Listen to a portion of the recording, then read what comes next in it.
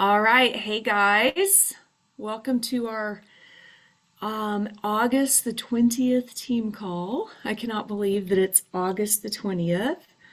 I saw a meme, you guys have probably seen this, where it's like the year goes January and then February, and it does that like through, and it's like March, April, May, June, July, August, September, which is exactly the way that this feels. The summer just flew by, so. Hopefully everybody's back in routine. Kids are back at school or just kind of getting back into the groove of normal routine. I know we are, which has been really nice. And so one of the things I wanted to do, I recently listened to a podcast from Bob Heilig, which I really like Bob Heilig's content. I don't know, I just really connect with how he thinks about our business. Are you guys familiar? I know Bob came to Jewel one of the Hawaii trips one time and did some training, right, Cheyenne? Was that Hawaii? I think so. I don't know. If so, that might have been the one we were adopting tram and we didn't get to go. Yeah, that probably would be about right because it was several years ago. Well, he came and trained the Jewels, and it was excellent. And then I don't know if Plexus has had him at convention or not. Maybe not. They should. I think he's got really good content. So anyway, if you ever are looking for a good podcast or just something to kind of, if you're feeling sort of like you're lagging or whatever, and you're looking for some good content, I highly recommend his podcast. So he has a lot of those guys like that have some kind of a academy that you can sign, be a part of and do training with him and coaching calls and stuff like that. And so he has an academy where he talks about four, well, I'll just tell you guys real quick. So if you want to like listen to the whole podcast, it's episode 436 of his podcast. And it's called, I was trying to look and see what it was called. I think it's like the core four activities is what he calls it. And so what I wanted to talk, I thought I would go through those because I thought it was really good and it really kind of made me think a little bit differently about the daily activities that we're doing. So we have our weekly challenge that everybody is a part of, and that we're giving you some different tasks and things to do each day and throughout the week. And I think this information that he shares just applies to that in a way to maybe if you're feeling like you need to freshen it up or maybe like it's not being as effective as you had hoped, that maybe this way of thinking will help you to do that. So what I want you to do before we get started, I want you to grab a piece of paper, or even if you just want to like think about this, I fill in the blank, okay? Success is blank. So what would you say success is blank? What comes to mind? There's no wrong answer. You can type it in the chat or just unmute yourself and do the good old fashioned talking.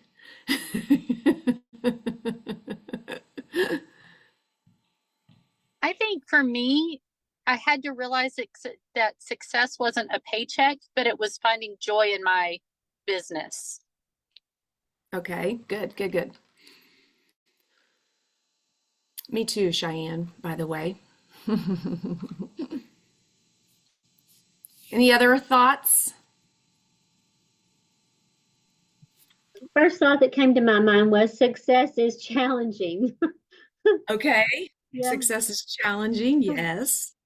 And as a follow-up to Cheyenne's, I would ask, so at what point in your Plexus career did you have that mental shift about success is finding joy, not in getting paid? You want me to answer that? Okay. Yeah. So for me, I started finding my identity in a rank or a paycheck. And then when if I didn't hit a certain point or I didn't make a certain dollar amount, I was down on myself and I was frustrated. And I forgot that this business was a blessing. And so I had to really work on myself to figure out, like, what is success? Is success a number? Is it a paycheck? Or is it when I'm truly happy and joyful?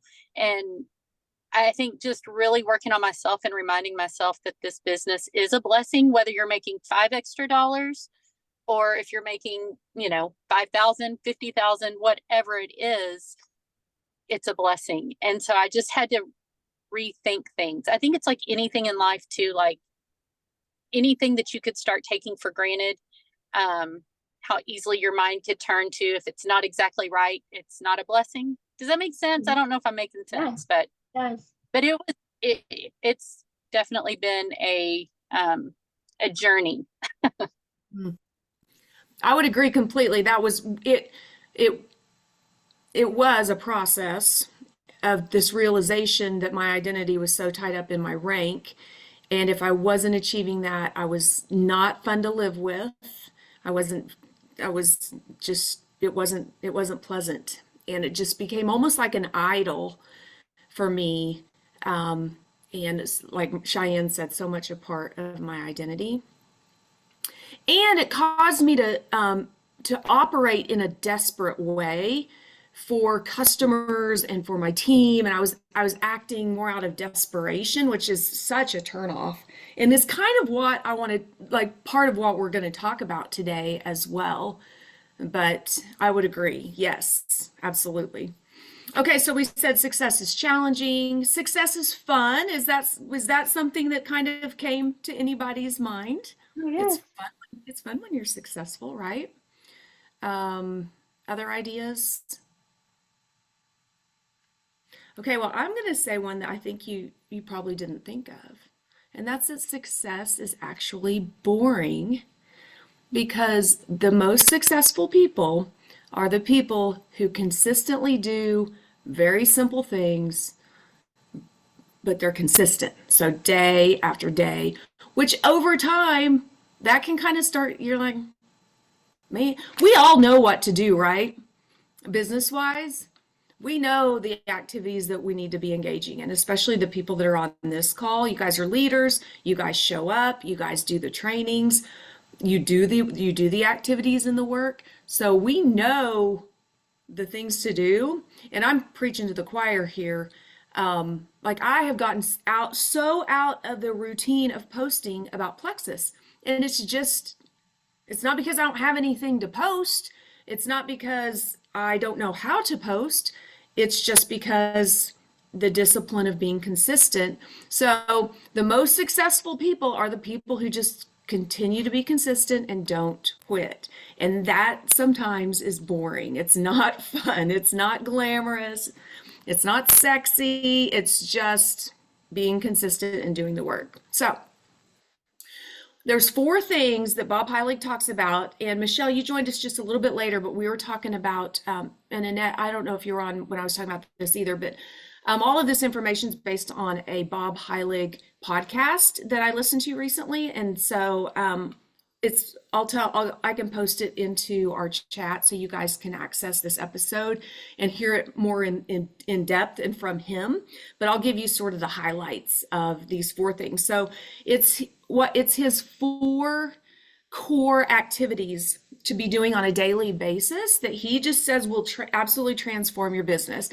And those of you that are in our weekly challenge, these 4 things can be interwoven within that weekly challenge. So it's not that you're going to be doing 4 more things, it's just how you're going to be doing those things that we ask you to do in that challenge. Okay, so it's not so much like 4 new things that you never have ever thought of.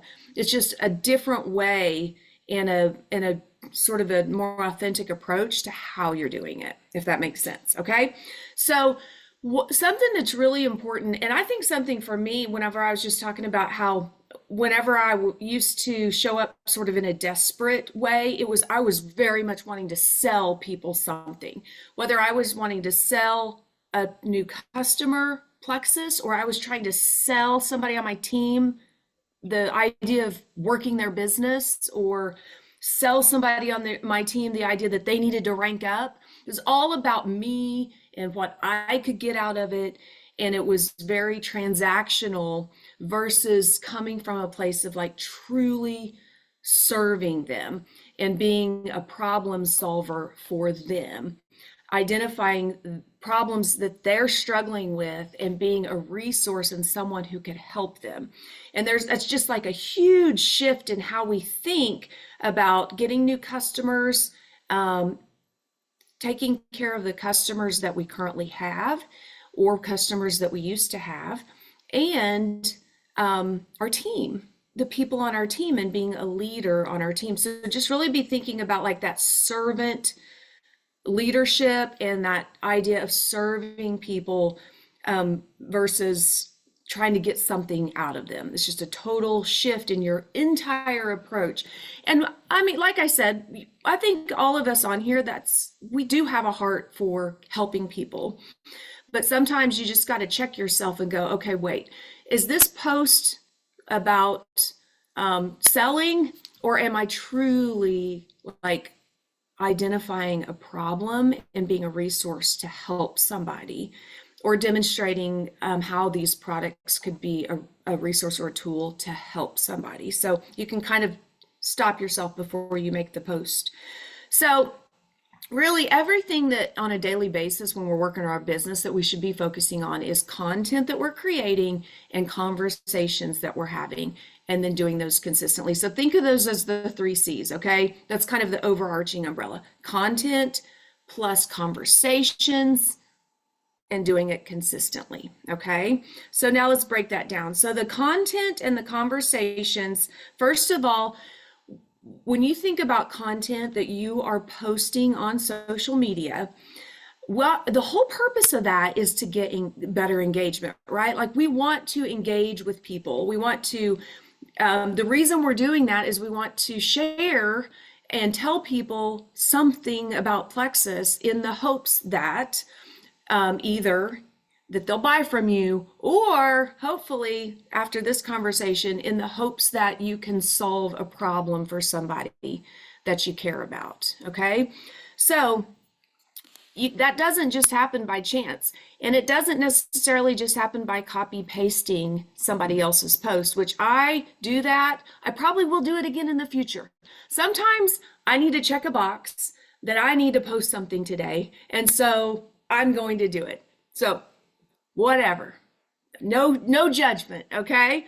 But I think if we really sit down and think about it, if we will think about our content that we're putting out there in a way where we're posting with purpose, like we're truly trying to not be product focused, but be problem focused. So we're not trying to tell you about Restore, we're trying to identify, are people like in need of a detox? And if they're in need of a liver detox, here are the symptoms that they may be not aware of that they're experiencing, and that, oh, that's why I'm experiencing that. I need a liver detox. I had no idea. Oh, she has a liver detox. So you got to like be thinking about problems and presenting those in a way where then you can come back around and be the problem solver. Sometimes people don't even realize that they have a health problem that Plexus could fix. They just think that's just the way it's going to be. I'm 47 years old. This just must be the way it's going to be. And don't realize that no, it actually could be something that could be helped. So that's product related. Also, of course, financially, you see a lot of times people talking about the cost of groceries going up and how that's a problem.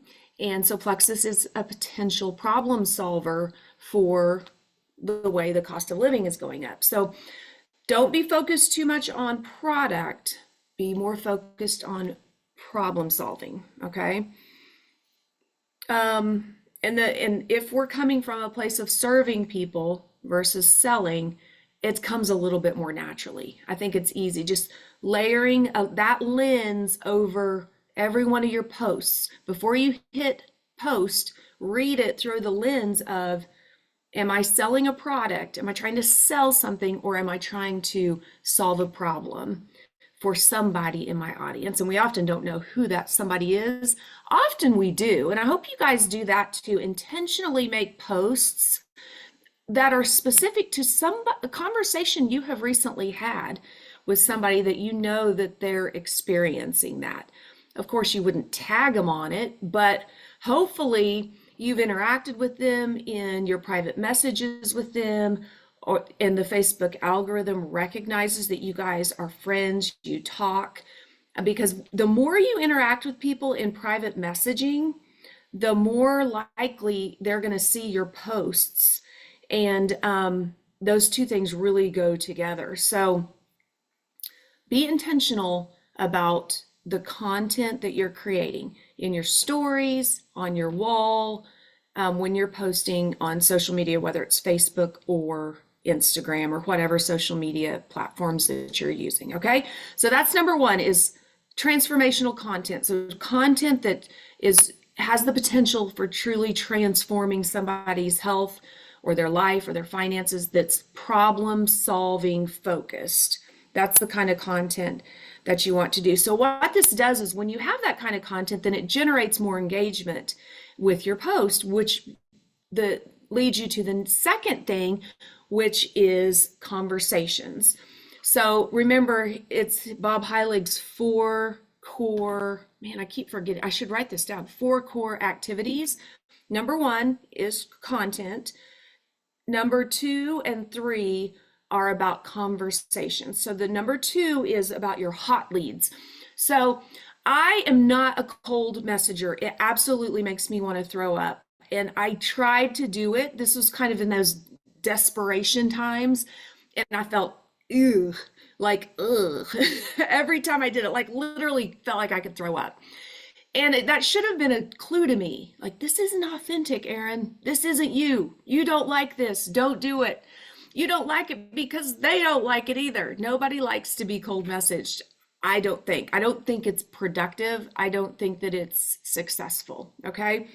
So I don't want you to like shut down right now and be like, uh-oh, she's gonna tell us that we have to cold message, because that's not at all the case. So these conversations are broken up into 2 sections, your hot leads and your warm leads. There's no cold leads in there. It's hot and warm. So hot are current and past customers, you guys. We have like a whole like gold mine of opportunity to serve our current and past customers. If you're not coming at them with a heart of service, then just go ahead and start doing that right now, because that's what's going to result in them being successful, is you truly wanting to partner with them to solve their problem. That you show up so differently, so much more different. Can't conjugate that verb. You show up better when you're coming from a place of like mutually trying to help them solve a problem. You're going to be more creative, you're going to be more resourceful, you're going to be more helpful and present and consistent. So one of your hot leads is your current and past customers. So current customers, they'll refer people to you. If they're happy with the products, then they're going to refer their friends and family to you. So that right there is a huge gold mine. Your past customers, if they quit taking the products, unfortunately, it's because we did not do a good job of showing them the value of our products, which probably means we didn't help them solve their problem. And so you can revisit those people and say, hey, I don't think I did a very good job helping you solve your problem. You came to me wanting to lose weight. You trusted me to purchase Plexus. You did not have success in doing that.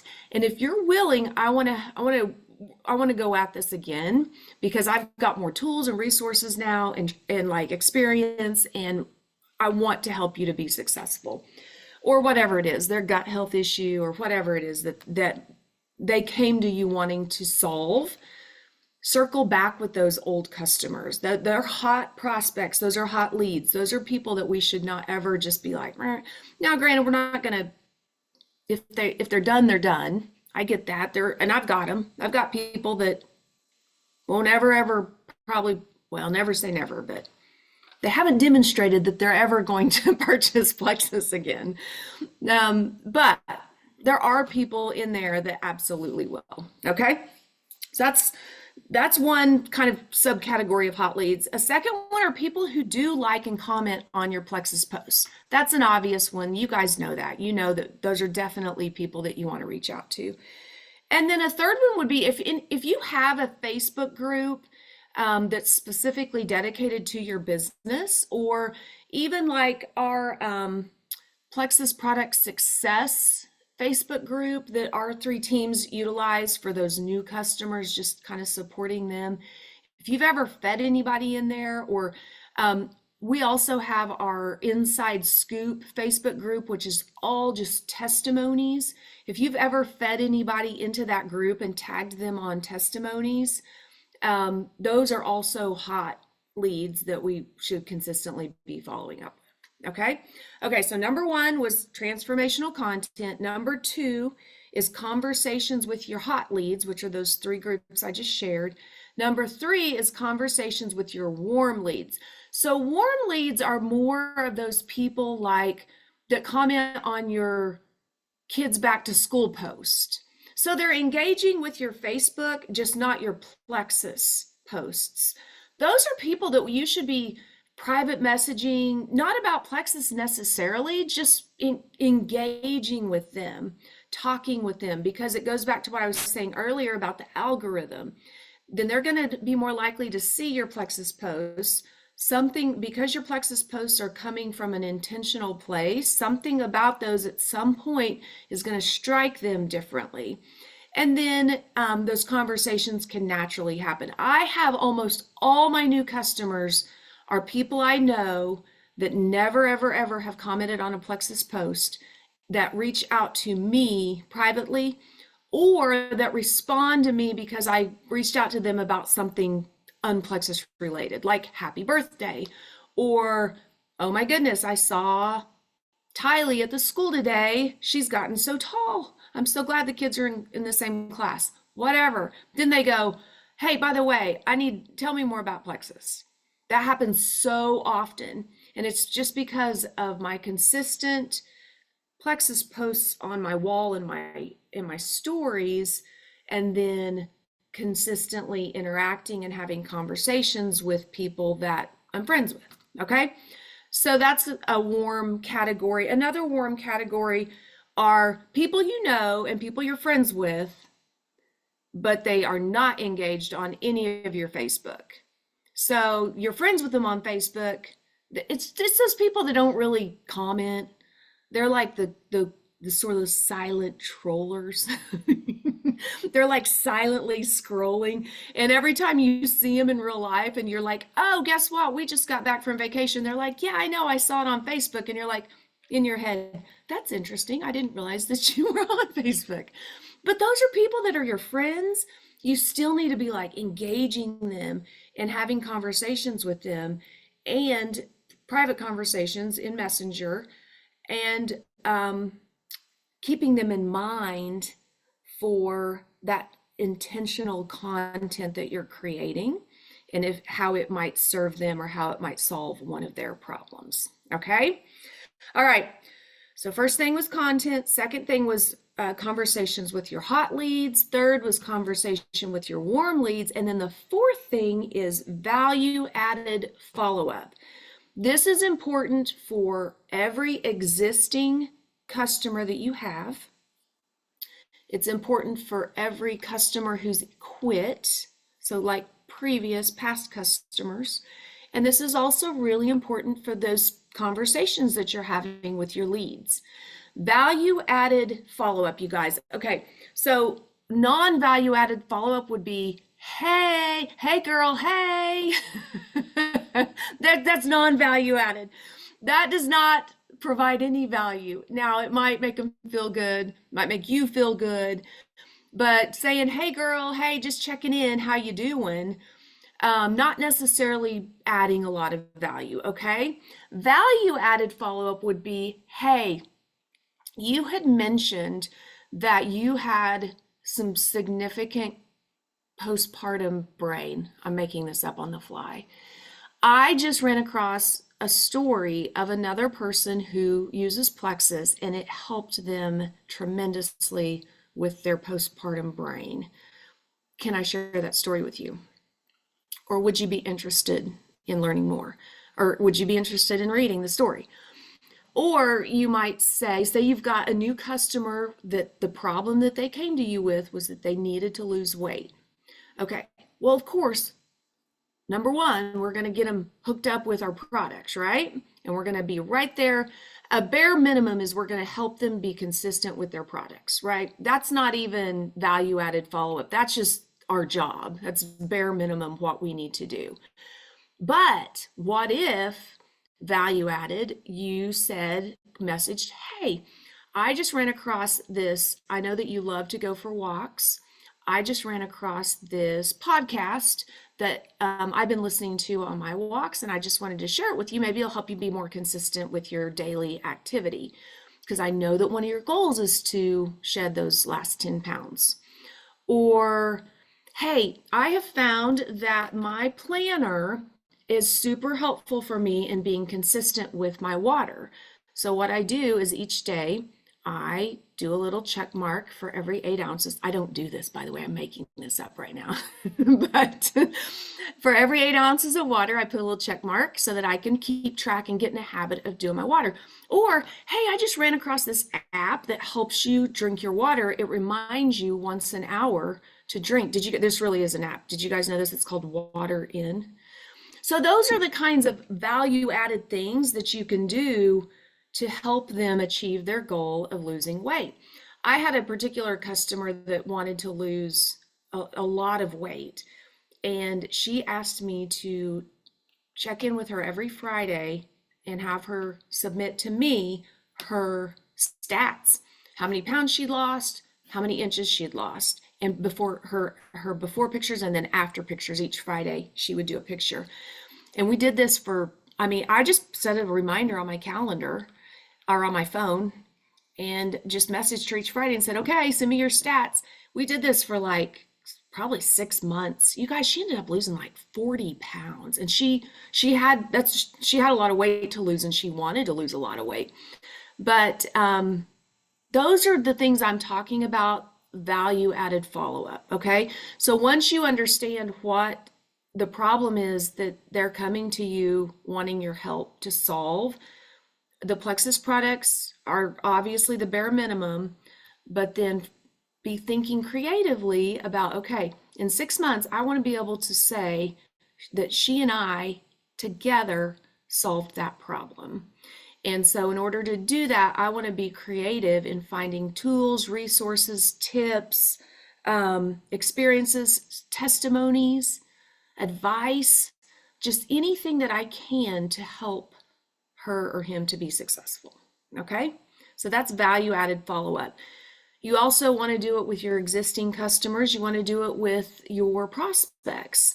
So if you have someone you've had a conversation with and they've indicated that they're interested in Plexus, but they're still on the fence, then bring value to them to provide the information that might be keeping them from feeling confident. Anytime you add value with your follow-up, you build trust.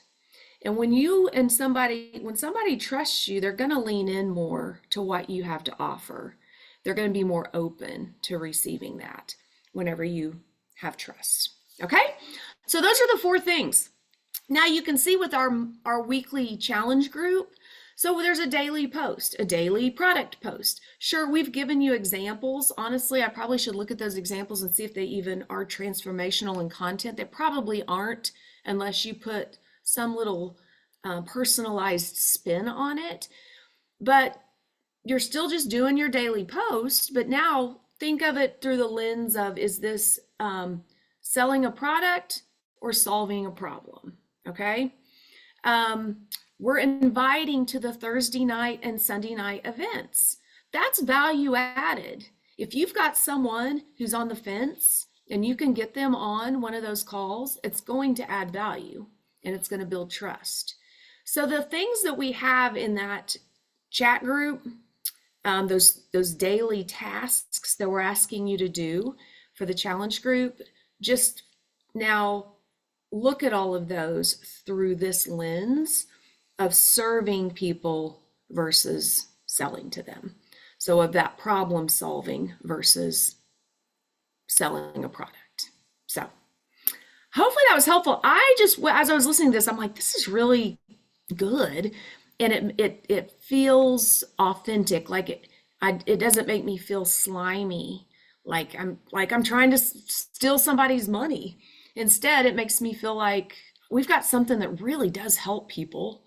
We all have knowledge that's really helpful for solving health problems. And so back to what Cheyenne was saying there at the beginning, coming at it from a place of service and joy and helping people is super rewarding. And hopefully that will be how we'll define our success, even if it is boring. Right? Even if that consistency day to day challenge yourself. Honestly, I don't, if you think about it, if you've got new people you're always like trying to help and new problems you're trying to solve, it takes a lot of that boredom of the consistency out, because it's kind of a new problem you're solving, a new angle you're tackling, or a new person that you're helping. So while you're still doing the exact same things, you're getting to come at it with your creativity in a different way. So that takes the boredom out, right? So, all right. Any questions, comments, thoughts? I just thought it was so good. And I think exactly like you said, when you're adding value to people, they don't look at you as trying to make that sell. So then that yuckiness is gone, right? Like they look at you as a friend. Like if you're just messaging them about an app and not, oh, one more product, you know what I mean? I love that, because then they can go, she really does care. Or when you're, checking in with them, like you're saying, and she has to check in with you every Friday and you're reminding her, she's like, oh, she does care. She does care, So I loved it. I thought it was great training. Good. Well, good. I'm glad. Well, thank you guys for joining. I hope you have a great rest of your week. And I do have a product question. If you can turn your recording off or whatever. But it's about Restore.